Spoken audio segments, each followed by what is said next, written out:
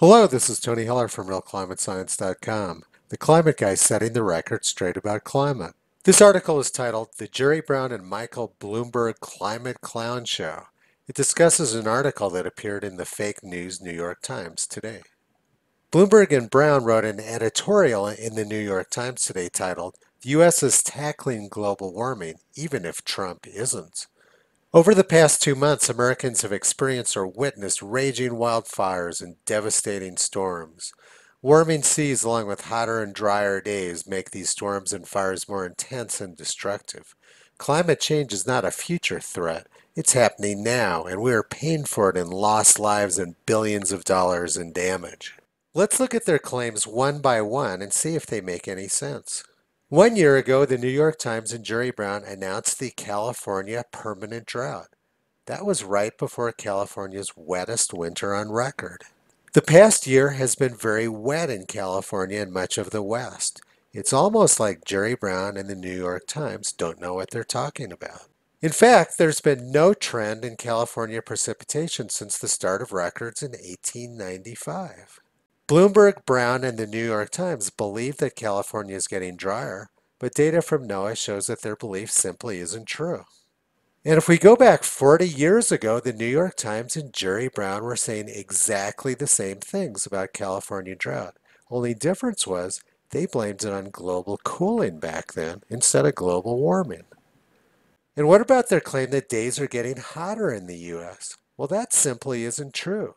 Data from NOAA shows that U.S. summer afternoons have gotten much cooler over the past century, and that they were much hotter during the 1930s.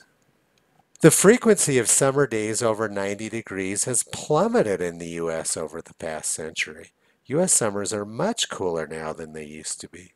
And the percentage of the U.S. to have hot weather has also plummeted over the past century. Bloomberg and Brown's claims about hot days increasing is the exact opposite of reality. And what about hurricanes?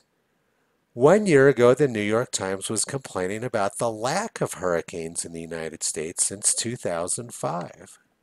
We've just had a record quiet decade for hurricanes in the U.S. Then we get a couple of hurricanes in 2017, and of course they blame it on climate change. 3 of the 10 deadliest Atlantic hurricanes occurred during the Revolutionary War between 1775 and 1780. And the 1780 hurricane killed 23,000 people. That was the deadliest Atlantic hurricane on record. Yet Brown and Bloomberg are blaming 2 hurricanes in 2017 on global warming. That's not science, that's just good old-fashioned superstition and stupidity. And what about their claims that fires are increasing in the U.S.? Well, according to the U.S. Forest Service, forest fires are down 80% over the past 80 years. So forest fires are definitely not increasing. Looks like Brown and Bloomberg got that one wrong too. New York Times writers should probably read their own newspaper once in a while. They reported in 1937 that there was a fire every 3 minutes and it burned 22 million acres. That's much worse than anything we've had recently. Now let's look at their claim that they are saving the planet in spite of President Trump. Well, according to the New York Times, U.S. CO2 emissions have been declining for about a decade, while China's emissions have been skyrocketing. And the agreement which President Obama made with China allows them to continue growing their CO2 emissions for another 12 years. 12 years from now, they'll probably be producing 4 times as much CO2 as the U.S. does. So nothing the U.S. does will make any difference anyway. And why are CO2 emissions declining in the U.S.? Well, that's due to fracking, which Bloomberg has tried to stop.